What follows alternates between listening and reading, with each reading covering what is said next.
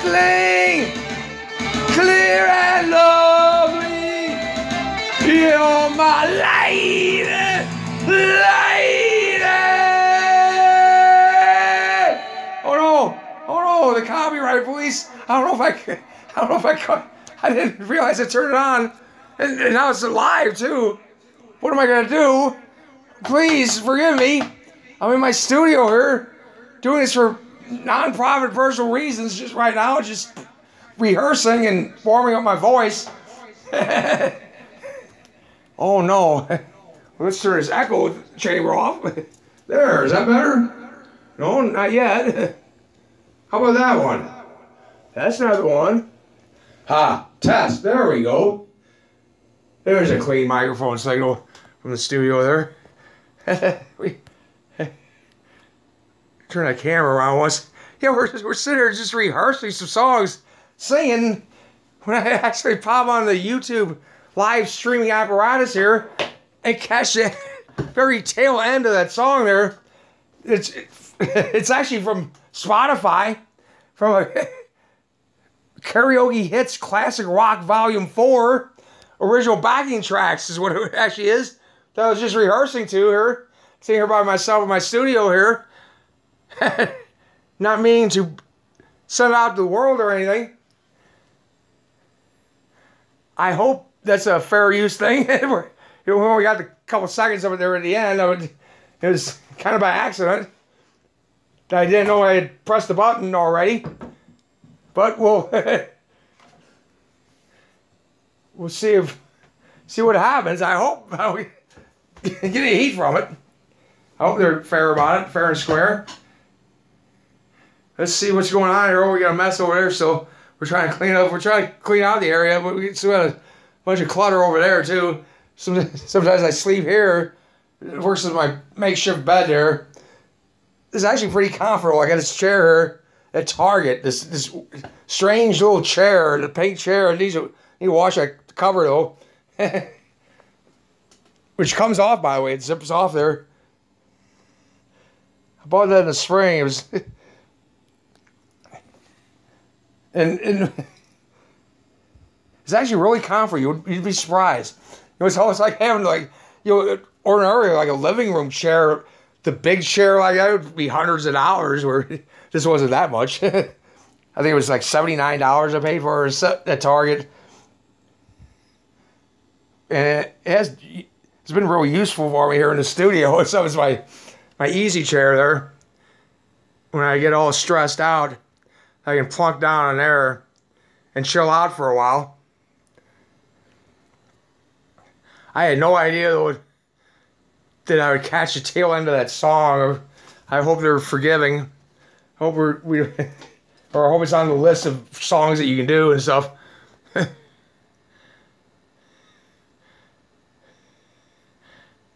Which may not, I don't know how that works. How does that work? If you're singing karaoke style to a Spotify track in your own studio at home and it slips onto YouTube live, streaming, what are the issues? How do you know? How's that going to work then?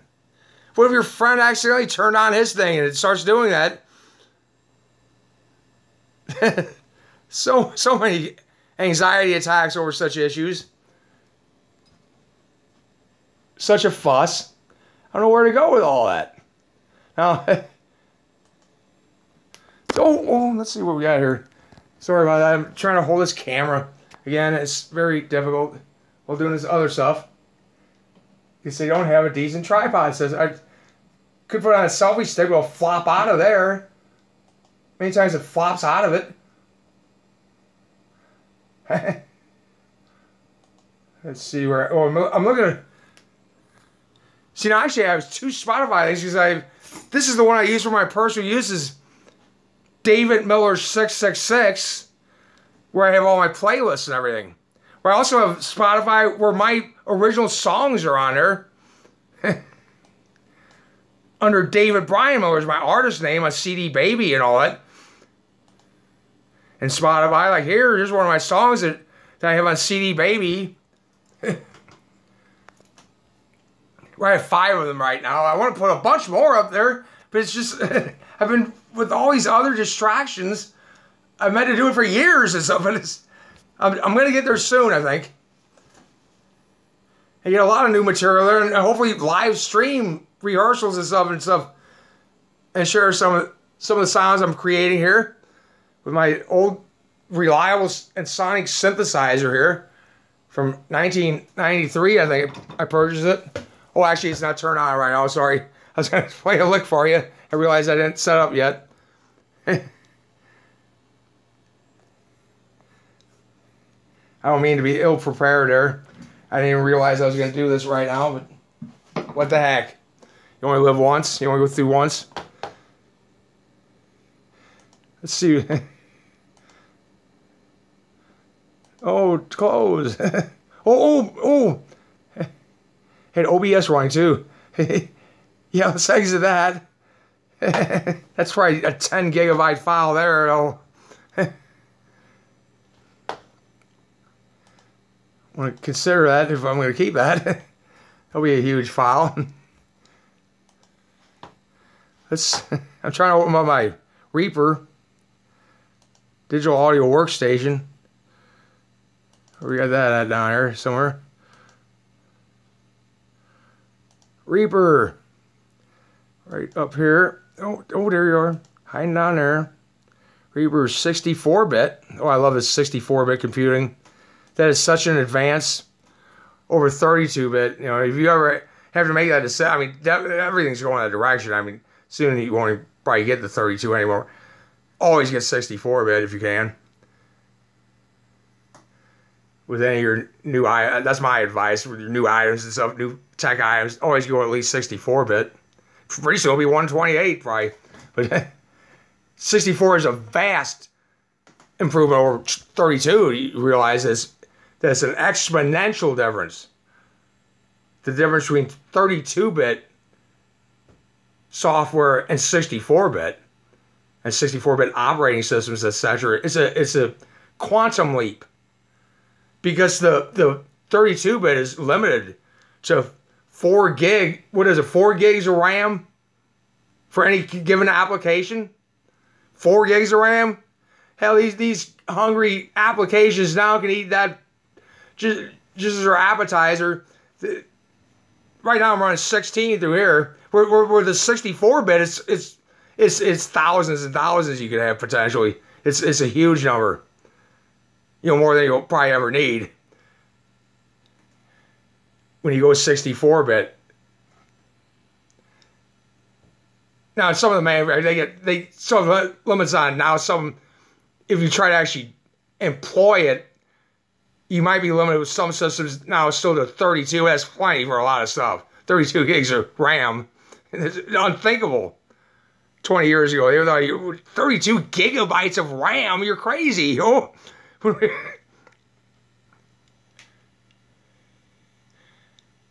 When my one computer in the early 90s was 66 megahertz, and I had my Commodore 64 even in the early 80s. I had one of them. I bought one of them about 1982. I had a Commodore 64K. Was its RAM capacity? Kilobytes, 64 kilobytes. We're now at 64 gigabytes. Is that incredible or what? You know, the progress that's been made is astounding to me. I'm so glad it's happened. It's opened up so many opportunities. I wish it would happen when I was younger, though. See what's going on outside here. Oh, I got my lawnmower sitting under the oak tree there. Finally finished off that last patch last night. So few weeds around the base of the oak tree there. You gotta be careful, there's poison ivy there last year. Although I'm not real sensitive to it, because when I was a kid I used to play it all the time because it grows all over around here. I used to roll around it and get it.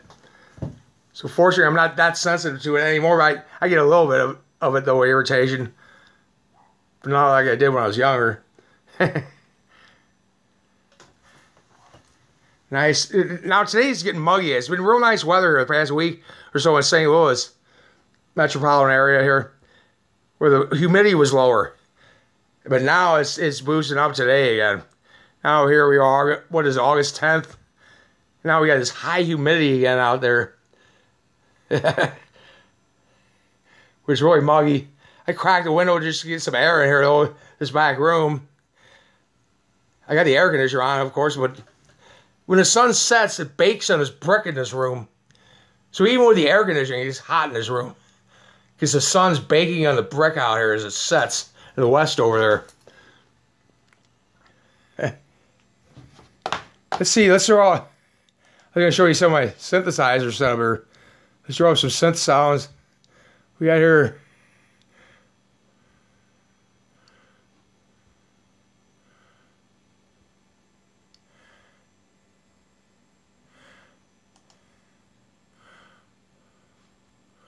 Oh, what did I do? Oh, here we go. Here we go. For example, here's a piano synthesis setup I have. That sounds pretty good, I think, when it comes up here. Oh, did it come up? I clicked something wrong. Oh, there it is. There it is.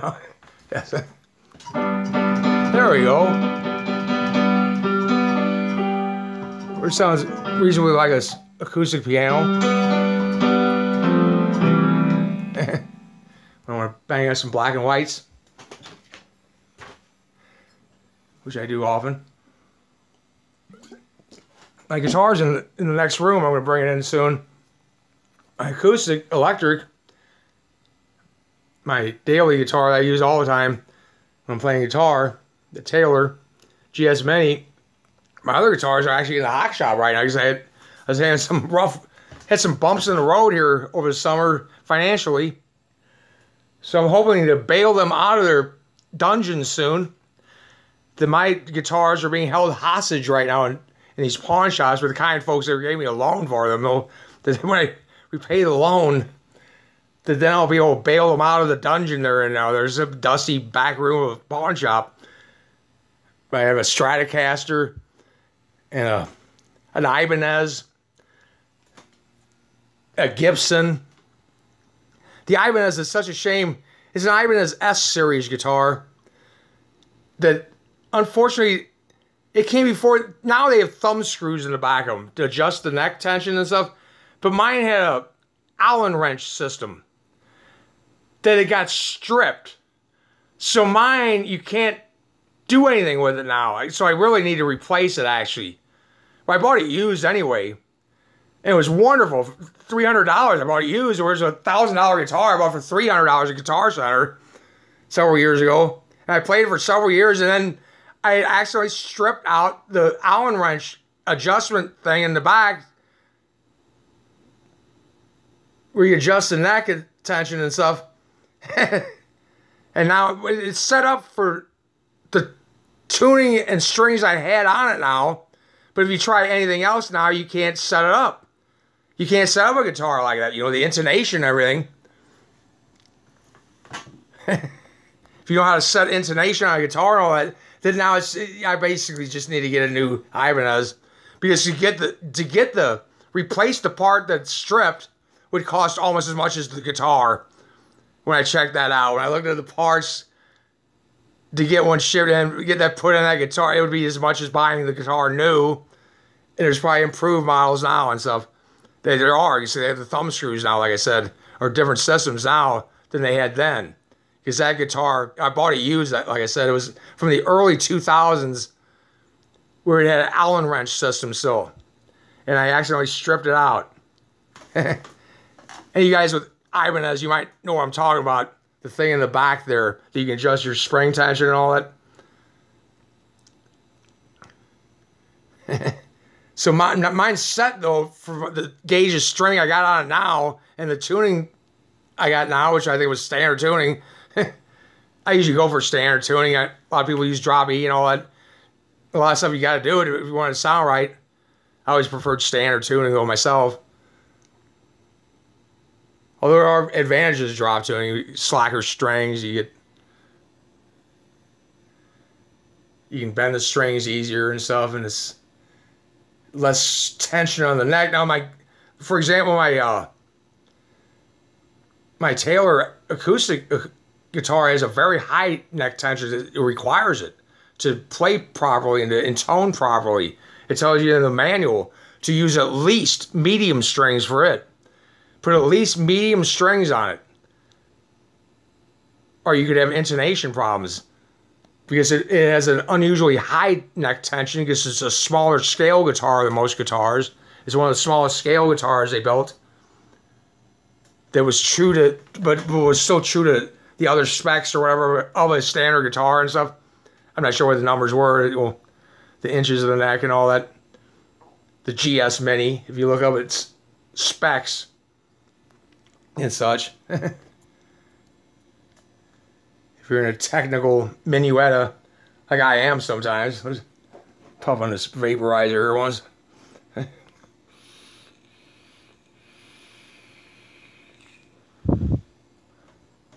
There we go.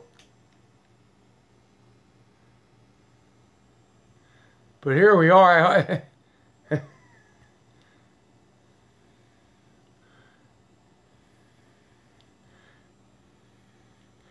Live streaming here. I guess I've been having these problems where it doesn't stream in high def. What I did was I changed it to the 1280 high def, which is your minimum high def. Remember 1280 by 720? That a few years back, that was a big deal. Everything that was the doorway into high def, but it's really barely high def when it's that 1280 by 720. I'd like to be doing ultra high def and all that. We're doing 4K and 8K video. And I finally got the unlimited data package from my smartphone provider. And I waited for years for that because I never got to take advantage of it before this. So now I'm doing this with my smartphone right now. But then I was having these hang-ups where it wasn't doing what it was supposed to do in recent clips, where I was trying to make it 1080p, but it was coming up 240p for some reason. I was talked to tech support for a while. We're trying to narrow down what's causing it. I went and changed it to 1280 though. And now I don't think it's doing it. Now I think it's working. That's better than it was. Although I'm not sure if it's fully high def. I'll have to see when I'm done here what it comes out like. Hopefully it's working right now. It's at least 1280, 720 high def, I hope. Which, like I said, is your basement level of high definition video. And, of course, everything's going to go for the 8K in no time. You know how this goes. We've been through all this before.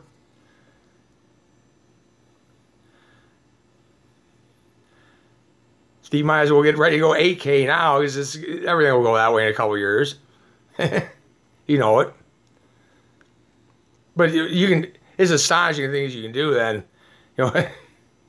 If you're into like 3D animation like I am, 3D graphics and anime, it's astonishing things we'll be able to do here in the coming years. I wish I was 100 years younger so I could see even more of the development go on. I hope I live forever. That's why we need to live forever from now on. There's so many exciting things happening. So many new developments that will come. It'll be so awesome.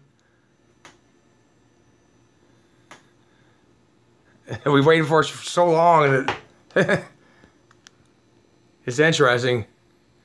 I mean, when I was younger, it would have been inconceivable the things we do now. If you would have told people some of the stuff we do now on the internet and with these computers and stuff, it would have been inconceivable. Like you're high, man. You smoked too much weed today or something. You don't have to say such a thing. But here we are doing it though now. 21st century. It's starting to finally gel to take place. We gotta keep it liberated though. Keep it for all the people and stuff. Make sure we all have access to it. Let's hope.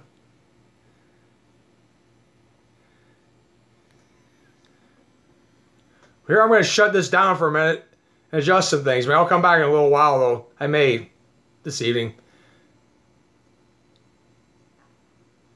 Checking in with everybody here. kind of a surprise stream here.